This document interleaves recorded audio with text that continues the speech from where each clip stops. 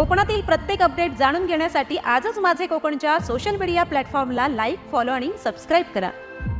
गुढीपाडव्याच्या पूर्वसंध्येला रत्नागिरी जिल्ह्यातल्या खेड तालुक्यातील सुकिवली येथील औदुंबर श्री दत्त मंदिरामध्ये खेड तालुक्यातील काही वारकरी आणि कीर्तनकार यांची चिंतन बैठक संपन्न झाली।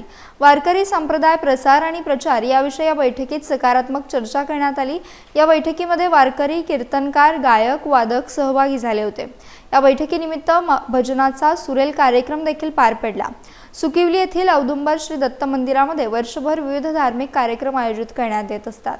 औदुंबर दत्त मंदिराचे संस्थापक आणि सुप्रसिद्ध सामाजिक कार्यकर्ते श्रीकांत चाळके यांच्या विशेष सौजन्यातून विविध धार्मिक कार्यक्रमांचे आयोजन केले जाते।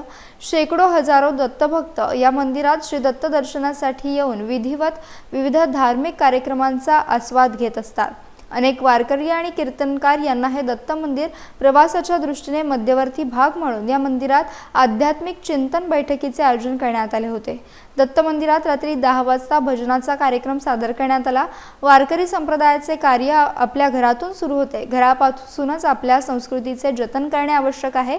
या संस्कृतीचे नाम साधनेच्या कार्यात असलेले महत्त्व भविष्यात देखील चिरंतन टिकवून ठेवण्याच्या दृष्टीने या बैठकीत विशेष चर्चा करण्यात आली।